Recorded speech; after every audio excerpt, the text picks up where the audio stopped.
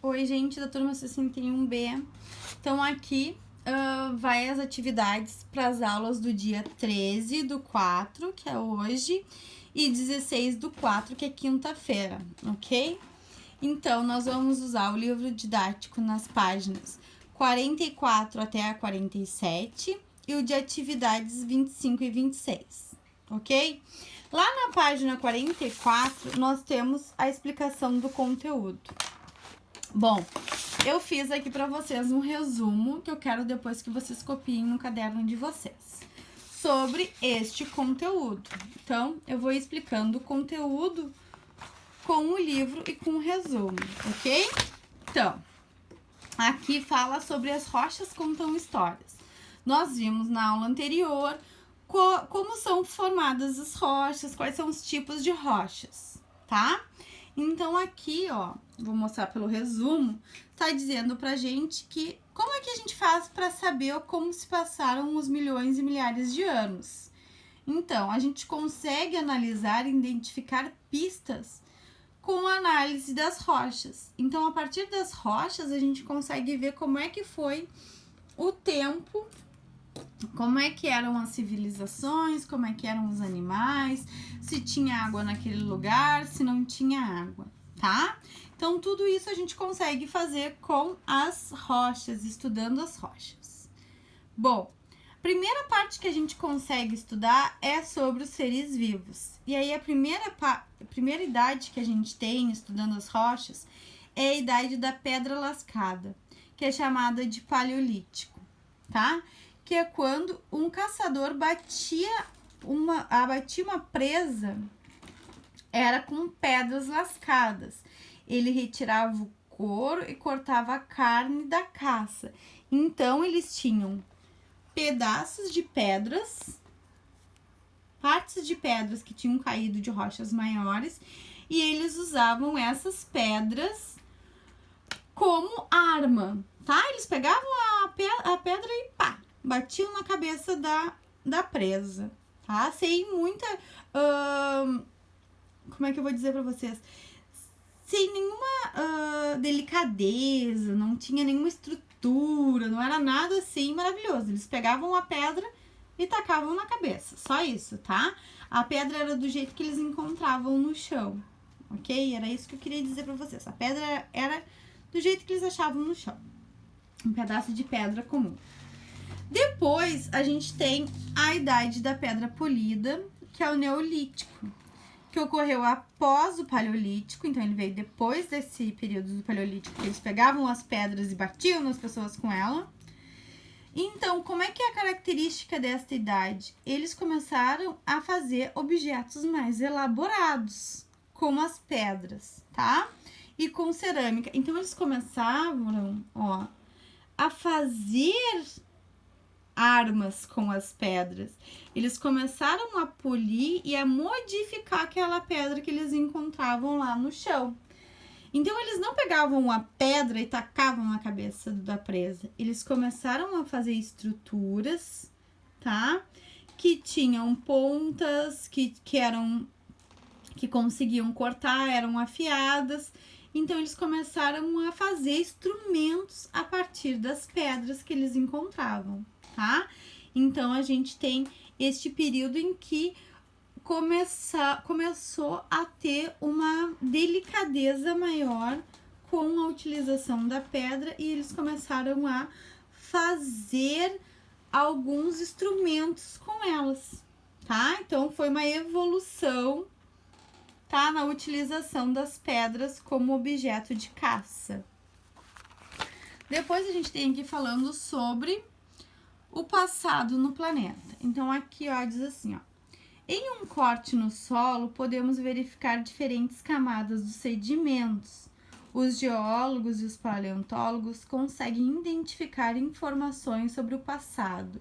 Então, lembra quando eu falei na última aula sobre as camadas de sedimentação, que eu disse que cada camada tem uma coloração, que a mais antiga sempre é a mais escura e que aí a gente consegue ver como é que era o momento em que aquela terra tinha se solidificado? Então, a partir dessas camadas, dessa mudança de cor, os paleontólogos e os geólogos, eles conseguem analisar como é que foi aquele período em que aquela terra se sedimentou, tá? Além disso, entre as camadas ficam muitas coisas presas, tá? Que podem dar indícios de como foi o passado. Um exemplo deles são os fósseis, tá? Então, aqui, ó, entre as camadas de sedimento podem ser aprisionados restos ou vestígios de animais, tá? Partes de plantas e micro-organismos. Então, o que são fósseis? São restos ou vestígios que sofrem alteração e garantem sua preservação, além de possibilitar a reconstituição do ambiente natural do passado. Os fósseis podem ser usados para determinar a idade das rochas e auxiliar na identificação. Então, quando um animal morre, ele é soterrado, quando ele morre naturalmente. Então, aqui tá mostrando, ó, ele morreu, ele caiu dentro de uma praia, as partes moles deles foram desmanchadas, ficaram só os ossos que foram soterrados, ok? Esses ossos, como eles foram soterrados, e aqui tem a ação de ventos, de substâncias químicas, de várias estruturas, várias substâncias, esses ossos, eles foram se solidificando e virando quase que pedras, tá? E aí, eles conseguiram ficar preservados no solo, ok? Então, esses ossos, eles vão se solidificar e ficar preservados. Não perfeitamente do jeito que são. Tem algum desgaste, a gente perde algumas coisinhas, mas os maiores, os mais importantes, eles sempre ficam preservados. Aí, aqui tá mostrando, ó, que a gente tinha uma praia aqui e que com o passar dos anos foi vindo camadas e camadas de areia e se transformou num vale, tá? Numa florestinha. Então, este vale não tem água mais, tem só areia. Então, aqui tá mostrando pra nós, ó, o fóssil preservado. E aqui, com as escavações, a forma da gente recuperar.